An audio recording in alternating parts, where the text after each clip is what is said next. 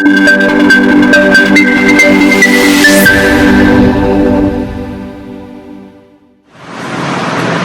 guys, welcome to my channel ज्ञान के करीबी।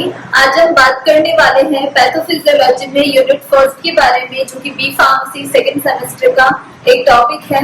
इसके अंदर हम आज फर्स्ट यूनिट में basic principle of cell injury and adaptation के बारे में बात करेंगे, जिसके अंदर है कॉजेज ऑफ सेलुलर इंजरी। तो इससे पहले इसकी जो नोट्स है वो हमने नीचे डिस्क्रिप्शन बॉक्स में इसका लिंक दे दिया है, तो आप वहां से जो है डाउनलोड कर सकते हैं। एंड आपने अभी तक हमारे चैनल को सब्सक्राइब नहीं किया है तो please subscribe to the channel and hit the bell icon so that आपको हमारे चैनल की नोटिफिकेशंस मिलते रहें। चलिए स्टार्ट करते हैं। तो सबसे पहले हम पढ़ेंगे इस वीडियो में जो कॉजेज होते हैं सेल इंजरी के, उनके बारे में। तो फर्स्ट जो कॉज है वो है हाइपोक्सिया। तो हाइपोक्सिया जनरली डेफिशिएंसी होती है ऑक्सीजन की। तो ये जो है मोस्ट कॉमन और मोस्ट इम्पोर्टेंट कॉज होता है सेल इंजरी का।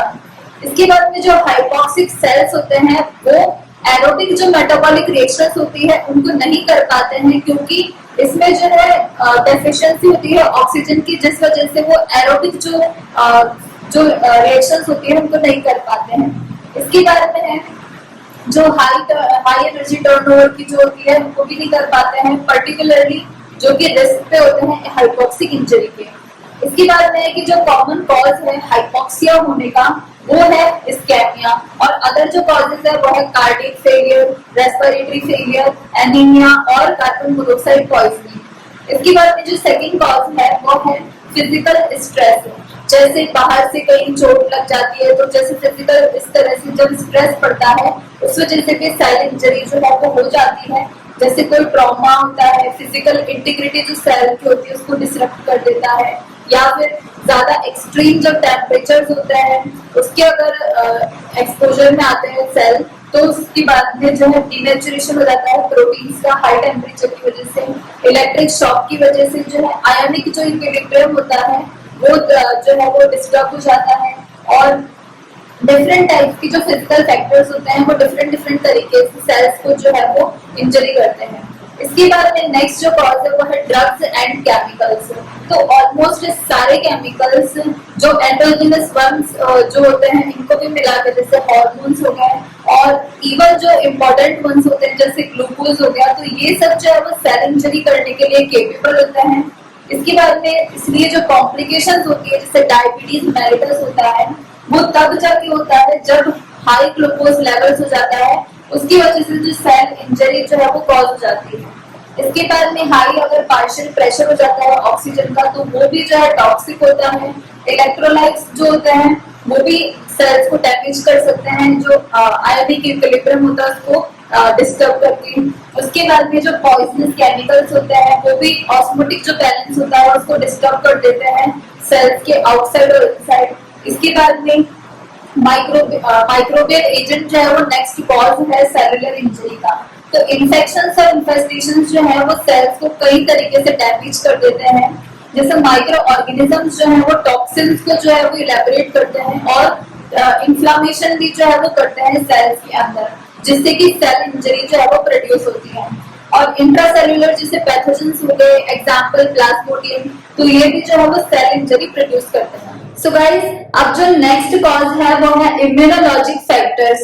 अब इसमें आते हैं जैसे एलर्जिक जो रिएक्शंस होती है जो वो प्रोड्यूस करती है डिवास्टेटिंग बहुत ज्यादा सेल इंजरी जो है वो प्रोड्यूस करती है, जैसे साइटोलाइटिक एलर्जिक रिएक्शंस हो गई। सिमिलरली जो ऑटो इम्यून रिएक्शंस होती है वो भी जो है वो कॉज करती है सेल इंजरी, जिसमें एग्जांपल है टाइप फर्स्ट डायबिटीज मेलिटस। तो इसमें भी जो ऑटो इम्यून रिएक्शंस होती है उनकी वजह से सेल इंजरी जो है वो प्रोड्यूस होती है। इसके बाद में नेक्स्ट है न्यूट्रिशनल डिरेंजमेंट्स। अब इसके अंदर आता है जैसे कई बार डेफिशिएंसी या फिर ज्यादा हो जाती है न्यूट्रिएंट्स, तो उसकी वजह से भी सेल इंजरी जो है वो प्रोड्यूस होती है। उसके बाद में जैसे हम देखते हैं न्यूट्रिशनल डेफिशिएंसी जो डिजीजेस होती है वो ओवरऑल डेफिशिएंसी की वजह से भी हो सकती है न्यूट्रिएंट्स की, जैसे एग्जांपल है स्टार्वेशन, और प्रोटीन कैलोरी की भी जो है वो स्पेसिफिक हो सकती है डेफिशिएंसी। इस एग्जांपल है मैरिस्मस और क्वाशियोकर में। और मिनरल्स की भी जो है वो डेफिशिएंसी हो सकती है। कई बार एग्जांपल है एनीमिया या फिर ट्रेस एलिमेंट्स की भी जो डेफिशिएंसी हो सकती है। तो ये सब जो डिजीजेस है वो न्यूट्रिशनल डेफिशिएंसी की वजह से होती है। अब जब अगर न्यूट्रिशन जो है वो एक्सेस हो जाता है, उसमें जो है वो कई जो डिजीज हो सकती है, जैसे ओबेसिटी हो गई, इसके बाद में एथेरोस्क्लेरोसिस हो गया और हार्ट डिजीज और हाइपरटेंशन। तो ये सब जो है वो न्यूट्रिशन के ज्यादा होने की वजह से हो जाती है। इसके बाद में जो नेक्स्ट कॉज है वो है एजिंग। तो जो सेलुलर एजिंग होती है या फिर सेनेसेंस होती है, इसकी भी वजह से जो है सेलुलर इंजरी कई बार हो जाती है, क्योंकि एबिलिटी जो होती है सेल्स की रिपेयर होने की, तो वो जो है वो बिगड़ जाती है, रिपेयर और रेप्लिकेशन की।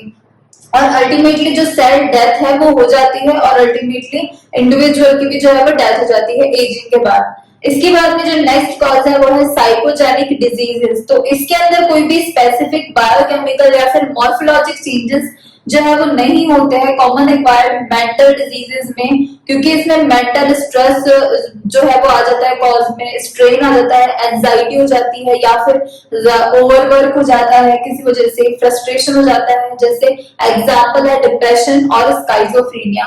हाउएवर प्रॉब्लम्स जैसे ड्रग एडिक्शन और अल्कोहलिज्म और स्मोकिंग, तो इन सब से भी जो है वो बहुत ज्यादा सेल इंजरी होने का खतरा रहता है, जैसे लिवर डैमेज हो जाता है, क्रॉनिक ब्रोंकाइटिस हो जाती है, lung cancer, peptic ulcer, hypertension, ischaemic heart disease. तो ये सब भी जो है वो इसमें आ जाते हैं। सो गाइस, अब जो नेक्स्ट कॉज है वो है ईट्रोजेनिक फैक्टर्स। तो इसमें जनरली आता है कि जो फिजिशियन होते हैं, हर एक फिजिशियन जो है वो हिप्पोक्रेटिक ओथ के हिसाब से कुछ भी ऐसा जो है मरीज को, पेशेंट को जो है एडमिनिस्टर नहीं करता है जिससे कि उसे हार्म जो है वो पहुंचे, किसी भी तरह का नुकसान पहुंचे। लेकिन यहाँ पे जो है वो कुछ डिजीजेस या फिर डेथ्स कई बार ऐसी हो जाती हैं जो कि फिजिशियन की वजह से जो है वो कई बार हो जाती है, ईट्रोजेनिक फैक्टर्स की वजह से हो जाती है।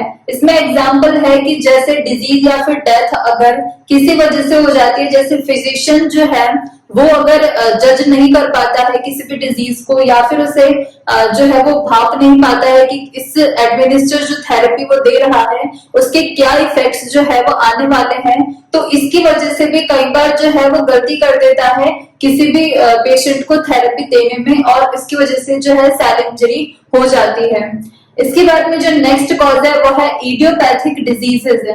इडियोपैथिक का मतलब होता है जिसका हमें कॉज जो है वो पता नहीं हो कि ये जो डिजीज है वो किस वजह से हो रही है।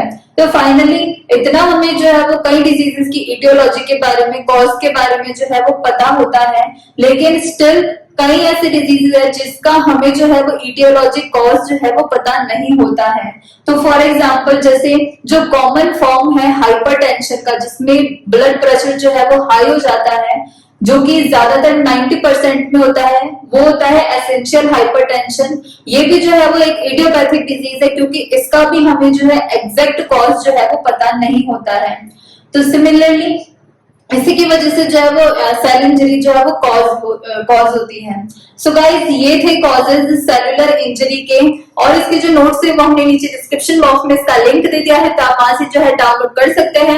And thanks for watching this video, and if you like this video please hit the like button and subscribe my channel ज्ञान की गरीबी, and hit the bell icon to get notifications for my new videos.